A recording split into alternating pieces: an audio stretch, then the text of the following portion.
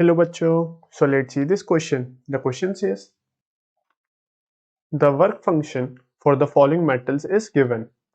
Which of these metal will not give photoelectric emission for a radiation of wavelength 3300 angstrom from a helium cadmium laser placed 1 meter away from the photocell?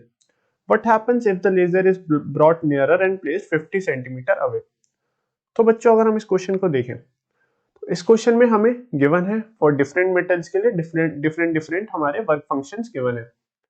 अब हमें कहता है कि suppose करिए कि हमारी एक 3300 एंगस्ट्रॉम की एक रेडिएशन है वो इंसिडेंट होती है ऑन दिस मेटल सर्फेसेस। तो हमारा हमें बताना है कि किन किन सर्फेसेस पे फोटो इलेक्ट्रिक एमिशन होगा एंड किन किन सर्फेसेस पर फोटो इलेक्ट्रिक एमिशन नहीं होगा। तो देखिए सबसे पहले हम देखें हमारे sodium, potassium, molybdenum and nickel are the metals which are given in this question. तो सबसे पहले हम देखें कि 3300 एंगस्ट्रॉम वाली हमारा जो लैम्डा गिवन है 3300 एंगस्ट्रॉम, उसके कॉरेस्पॉन्डिंग एनर्जी कितनी होगी ऑफ द इंसिडेंट लाइट। तो एनर्जी हमारी जो फॉर्मूले से मिलती है वो मिलती है हमारी by the formula Hc over lambda. Hc की हमारी वैल्यू है here 1240 nanometer electron volts and हमारी लैम्डा यहाँ पे है 3300 angstrom which can be written as 330 nanometers. So nanometer will get cancelled out. हमारे पास इन इलेक्ट्रॉन वोल्ट्स जो एनर्जी आएगी वो आएगी अप्रोक्सीमेटली 3.76 इलेक्ट्रॉन वोल्ट्स। सो जो इंसिडेंट फोटोन की जो एनर्जी आ गई वो आ गई 3.76 इलेक्ट्रॉन वोल्ट्स। एंड बच्चों देखिए सपोज करिए हमारे पास एक ये मेटल सरफेस है और इस मेटल सरफेस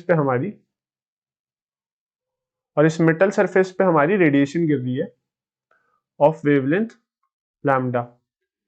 तो हमारी जो इस मेटल सरफेस का वर्क फंक्शन होगा जब इससे ज्यादा एनर्जी की कोई हमारी जो ये फोटोन है वो गिरेगा इस पे, इससे ज्यादा एनर्जी का हमारे पे फोटोन गिरेगा, देन ओनली हमारा यहाँ पे photo electric emission will takes place.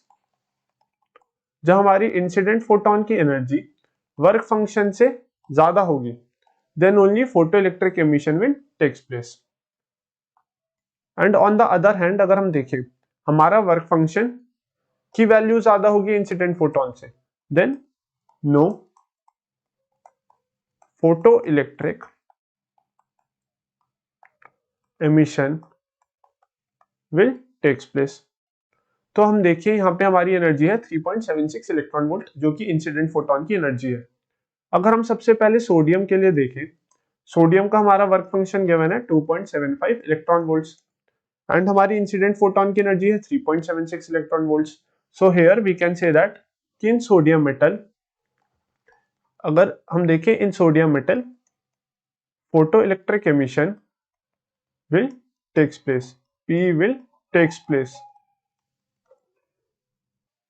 Next अगर हम जो हमारा मेटल गिवन है वो गिवन है हमारा पोटेशियम जिसकी हमारी वर्क फंक्शन गिवन है 2.30 इलेक्ट्रॉन वोल्ट्स और हमारा यहाँ पे जो इंसिडेंट फोटोन की एनर्जी है दैट इज 3.76 इलेक्ट्रॉन वोल्ट्स।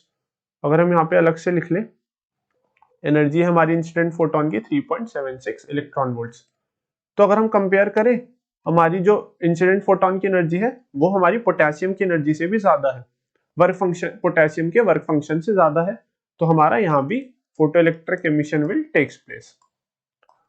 तो हमारा सोडियम एंड पोटेशियम में तो photo electric emission will takes place, but in the case of molybdenum and nickel अगर हम देखें in the case of molybdenum जिसका वर्क फंक्शन हमारा 4.17 इलेक्ट्रॉन वोल्ट्स, तो यहाँ पे no P photo electric emission takes place because हमारी जो एनर्जी है दिस टाइम इंसिडेंट फोटोन की वो लेस है as compare to the work function, so no electron will come out of the surface of molybdenum. And same goes for nickel here because nickel की भी इन चारों हमारे जो metals हैं उनसे उन सब में से सबसे ज्यादा है निकल की यहाँ पे, तो यहाँ पे भी no photo electric emission will takes place. And अगर हम देखें हमारी जो यहाँ पे अगर हम जैसा देख सकते हैं कि जो हमारी एनर्जी है of the electrons which are emitting out from the photo electric surfaces, अगर हम यहाँ पे देखें जो हमारी यहाँ पे इलेक्ट्रॉन्स एमिट आउट हो रहे हैं from the surfaces of the metal वो डायरेक्टली डिपेंड करते हैं frequency of the incident photon पे। तो यहाँ से हम देखें कि जो हमारी एनर्जी है, kinetic energy of the emitted electrons, वो डायरेक्टली डिपेंड करते हैं, वो डायरेक्टली प्रोपोर्शनल है फ्रीक्वेंसी ऑफ रेडिएशन के। तो यहां से हम कह सकते हैं कि अगर जो इसका सेकंड पार्ट देखें हम इस क्वेश्चन का, जो कि कहता है कि क्या होगा अगर हम लेजर को पास ले जाएं to the metal surfaces by 50 centimetre. So बच्चों, अगर हम लेजर को पास ले जाएंगे to the surface, so only our intensity will increase, intensity of light will increase. And अगर हमारी सिर्फ इंटेंसिटी ऑफ लाइट इंक्रीज करेगी, so only number of electrons that were emitting from the surfaces of the metal वो increase होंगे। सिर्फ हमारा number of electron density will increase, but जो quantity है, जो हमारे इलेक्ट्रॉन होने की जो चांसेस है एमिटिंग आउट होने के फ्रॉम द मेटल सर्फेसेस, उसमें कोई चेंज नहीं आएगा। So no change in electron emission, only amount of electron emitted will change, emission of molybdenum and nickel, and हमारा only amount of electron will increase in sodium and potassium। so अगर हम पास ले जाए laser को, तो जो हमारे number of electron density है that will increase in sodium and potassium, because उनमें पहले से ही इलेक्ट्रॉन्स निकल रहे थे। बट इन मॉलिब्डेनम एंड निकल, जैसा कि हम देख सकते हैं कि हमारी एनर्जी पे डिपेंड करती है इलेक्ट्रॉन एमिट आउट होने की प्रोबेबिलिटी।